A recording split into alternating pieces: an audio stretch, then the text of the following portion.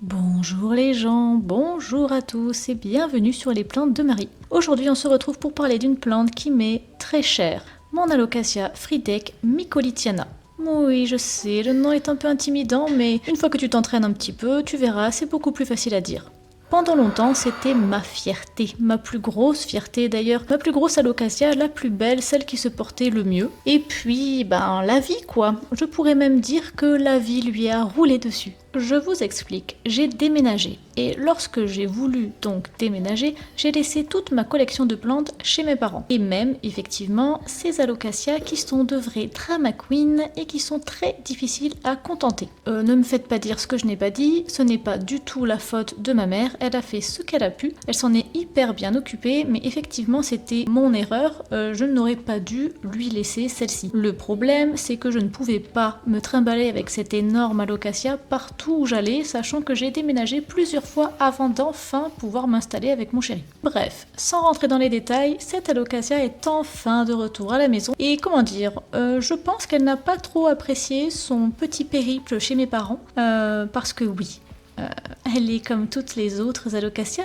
ce n'est pas une exception. Elle a été capricieuse et relou, et donc ce changement d'environnement ne lui a vraiment pas plu. Bon voilà, on arrête le suspense, vous le voyez à l'écran, toutes ses feuilles sont tombantes, molles, moches, vilaines. Elle est vilaine, vilaine, vilaine. Mon Dieu, dit elle est vilaine, vilaine, vilaine, vilaine. C'est le genre de spectacle qui me brise un peu le cœur. Après, je savais à quoi m'attendre, j'avais déjà des petits doutes. Mais bon, voilà, de la voir enfin comme ça, c'est un déchirement. Je l'ai donc récupérée il y a à peu près un mois. Et déjà, premier réflexe, quand je l'ai eue, je me suis dit, allez, elle va repartir. Elle est solide, elle a déjà eu pire. Et bon, en fait, j'ai attendu quelques jours et puis après, je me suis résignée quoi. Je me suis dit ok, va falloir prendre une décision difficile. Et c'est là qu'on arrive au jour de tournage de cette vidéo, le moment où je passe à l'action. Parce que parfois, pour que ça reparte, faut tout raser et repartir à zéro. Oui, tu as bien entendu.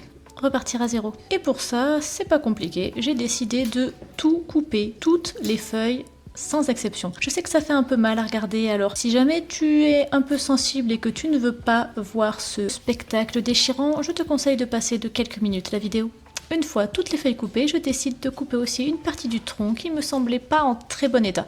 Je préfère garder tout ce qui est plutôt sain, ferme, pas ce qui est mou et dégueulasse, pour repartir de plus belle. Et c'est là que je tombe sur une bonne surprise, une très bonne surprise. Au moment de rempoter la plante, lorsque je la sors du pot, je tombe sur des bulbilles. Pas un, pas deux, non, 5 ou 6 bulbilles. Et il y en avait même qui étaient énormes. Et on sait ce que ça veut dire, nous les plantes addicts, quand on voit des bulbilles d'Alocasia, ça veut dire propagation, multiplication et toujours plus de plantes gratuites. Et on aime ce qui est gratuit, surtout quand ça nous permet d'avoir toujours plus de plantes. Une fois les bulbilles mis de côté pour les replanter plus tard, il va falloir s'attaquer au rempotage. En même temps, c'est pour ça qu'on est là. Donc je décide de commencer par le tronc principal, le plus gros. Je garde les racines qui sont en bon état, bien sûr. Je vais pas commencer à garder les racines molles, marron et tutti quanti. Et je le rempote seul dans le même pot transparent et dans du bon terreau adapté spécial Alocasia.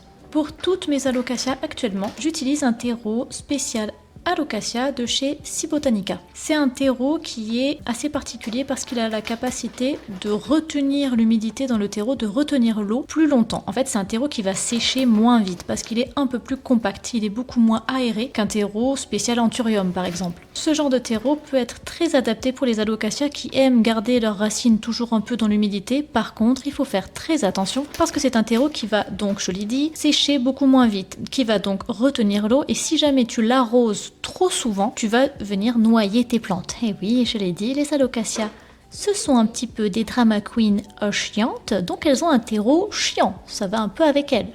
Mais une fois que tu t'es adapté à ce terreau comme j'ai réussi à le faire par miracle sûrement, c'est un terreau qui fonctionne très bien avec les Alocasia. D'ailleurs, j'en profite parce que j'ai sûrement encore ton attention au bout de 5 petites minutes de vidéo pour te parler de ces terreaux de Cibotanica. Si jamais tu veux tester leurs produits, des produits que je te recommande et que j'utilise depuis maintenant quelques mois, voire même plus d'un an, sur toutes mes Alocasia et mes Anthurium notamment, et voire même sur une partie de mes Monstera. Et si tu veux essayer toi aussi ces c'est terreau, je te marque à l'écran mon code promo qui te donnera 10% sur leur site et sur tous leurs produits. Ils ont même des pots et des cache-pots qui sont très jolis.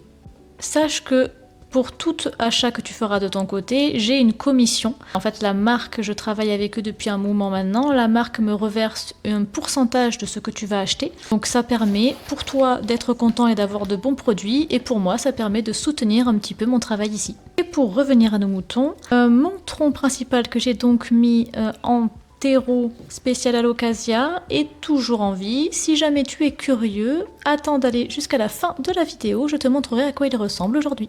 Pour continuer dans les expérimentations, le deuxième petit tronc que j'avais d'Alocasia, puisque dans mon gros pot principal il y avait deux troncs, le tronc principal, le gros, la grosse plante et un tout petit tronc à côté, j'ai décidé de celui-ci le mettre directement en pont uniquement. J'avais envie de comparer la vitesse à laquelle les troncs, les feuilles allaient ressortir entre du terreau uniquement et entre du pont. Je dois l'admettre, j'ai été plutôt surprise du résultat. Et parce qu'ici on est un peu des foufous de la feuille, j'ai décidé de faire une dernière expérimentation avec cette Alocasia. Je ne sais pas si comme moi, lorsque vous traînez sur les réseaux comme Instagram, vous êtes tombé sur ce type de vidéo, mais moi j'ai vu des personnes faire des boutures de leur Alocasia par le tronc directement. C'est-à-dire qu'ils découpaient une partie du tronc, qu'ils mettaient directement en pont, en vermiculite ou en stratum pour faire repartir une plante de ce tronc. La technique a l'air quand même plutôt facile et puis c'est assez incroyable de faire repartir carrément une plante d'un si petit bout de tronc qui, je vous le rappelle au départ, n'a aucune racine. J'ai donc découpé un bon morceau de mon tronc principal que j'ai placé pour le coup directement en pont. Vous allez me dire pourquoi est-ce que je n'utilise pas mon merveilleux terreau pour faire cette bouture? Alors pour le coup, je n'ai jamais vu ce type de bouturage par Alocasia se faire directement dans du terreau. Il doit y avoir des raisons que je ne connais pas, mais en tout cas, voilà, c'est plutôt fait avec des substrats comme du pont, de la sphaigne, encore une fois de la vermiculite. Voilà, j'ai eu envie d'essayer directement dans le pont parce que je sais que mes Alocasia aiment ce type de substrat aussi. Je ne pense pas avoir fait le mauvais choix en utilisant ce substrat, mais ce qui est sûr c'est que tant que je n'essaye pas, je ne pouvais pas savoir. Donc voilà, j'ai décidé de prendre ce risque et clairement je regrette à rien. Je vais vous laisser avec la suite de la vidéo parce qu'il est grand temps de vous montrer à quoi ressemblent toutes ces Alocasia dans le présent et je vous laisse donc avec la Marie du présent qui va pouvoir vous expliquer tout ça. Je vous reprends donc après 2 mois passés après cette coupe drastique de mon Alocasia. Clairement, voilà, je vous confirme, il fallait absolument le faire, elle était devenue absolument dégueulasse. Donc je pouvais pas garder ça comme ça. Oui, petit chat. Et du coup, je vais vous montrer à quoi ressemblent maintenant les boutures que j'en ai fait. Donc j'avais bien séparé, j'avais mis le tronc principal de la plante, je l'avais laissé dans son pot, je l'avais rempoté avec une nouvelle terre mais je l'avais laissé donc tout seul parce que les racines étaient quand même très très grosses, donc je voulais pas que ça empêche d'autres boutures de pousser. Donc déjà commençons par celui-là, j'ai envie de vous dire, avant d'aller plus loin. Ne vous hypez pas trop parce qu'en 2 mois c'est très très très long une Alocasia à repartir, je savais pas que c'était à ce point. Alors voilà, vous allez me dire il n'y a rien. C'est faux. Oui, elle n'est pas d'accord, c'est faux, il n'y a pas rien. Déjà je tiens à vous dire que les racines sont toujours à peu près en bon état.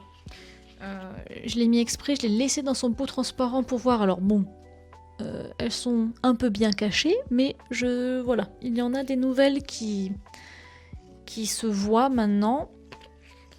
Donc je sais que c'est à peu près en bon état. Au niveau de l'arrosage, j'arrose régulièrement, mais pas non plus de fou. Là, elle est dans un mix de terreau spécial Alocasia qui garde beaucoup l'humidité, qui garde l'eau dans le terreau. Donc, j'ai pas besoin d'arroser hyper souvent. Mais surtout, je vais vous faire un zoom dessus parce que là, vous verrez rien du tout. Vous me croirez pas. Mais il y a un début, alors je pense, de nouvelles feuilles. Je pense pas que ce soit une nouvelle racine. J'espère en tout cas. Parce que voilà, il y a un début sur le tronc de la future nouvelle feuille. J'espère qu'elle sera jolie et grande. Donc voilà, ça recommence à pousser. Ce qui est sûr, c'est que de toute façon, je savais que le tronc était encore en bon état parce que les racines sont belles et parce qu'il est toujours vert. Donc voilà, ça c'est un bon signe pour voir si votre tronc, votre bouture continue, enfin est toujours en vie en fait, ou si ça sert à rien de s'acharner. Donc voilà, là on en est là, donc bon, rien de palpitant, mais c'est mieux que rien. Tant que c'est vivant, tant qu'il y a de la vie, il y a de l'espoir. Voilà. Et ensuite, surtout... Mauvaise idée. Parce que je suis quand même sur mon lit, hein, parce que du coup, mes alocasias, je les ai placés ici, vous voyez, c'est ma chambre. Enfin, notre chambre. Donc, je les ai mis là. Je vais vous faire une dinguerie parce que du coup... j'ai donc découpé le tronc de cette alocasia et j'en ai fait plusieurs boutures. J'ai essayé de faire des boutures de tronçon. C'est pas une grosse réussite, hein, ça. Mais par contre, j'avais plusieurs pieds dans le pot.